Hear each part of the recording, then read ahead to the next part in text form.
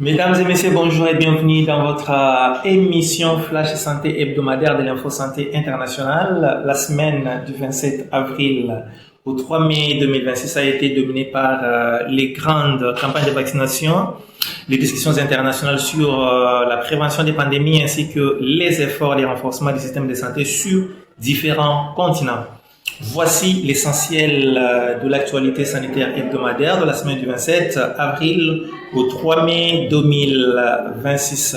En Afrique, l'OMS a organisé une grande réunion à Nairobi au Kenya, réunissant plusieurs experts, chercheurs et décideurs sanitaires afin de renforcer les systèmes de santé africains et promouvoir la couverture santé universelle.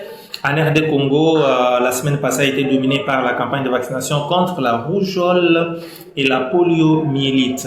La lutte contre le choléra et l'accompagnement de l'OMS dans le suivi post-Ebola continue. En Europe, l'accent a été mis sur la semaine européenne de vaccination 2026 afin de sensibiliser les populations contre les maladies évitables par les vaccins.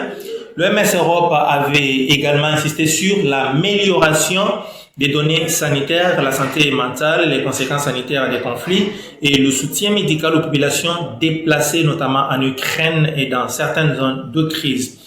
En Amérique, l'OMS Amérique avait lancé une grande campagne de vaccination du 25 avril au 2 mai 2026 avec l'objectif d'administrer 90 millions de doses de vaccins contre la rougeole et l'OMS avait encouragé les familles à respecter le calendrier vaccinal, à protéger les enfants et à renforcer l'immunité collective. En Asie, l'OMS a appelé les États à finaliser le mécanisme de partage des vaccins et des produits de santé afin d'éviter les erreurs observées pendant la pandémie à Covid-19.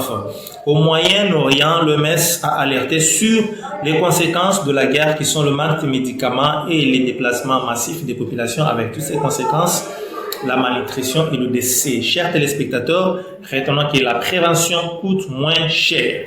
Pour protéger votre santé, faisons vacciner nos enfants contre les épidémies, lavons-nous régulièrement les mains, mangeons bio, évitons l'automédication, consommons l'eau potable, faisons l'exercice physique et consultons un personnel de santé si on arrivait à tomber malade. Merci d'avoir suivi Télé Santé Monde dans son émission Flash Santé hebdomadaire. C'était une émission qui vous est présentée par votre communicateur médical et musicothérapeute, Dr Kweto Ilondo. Merci et à la prochaine occasion. Bye.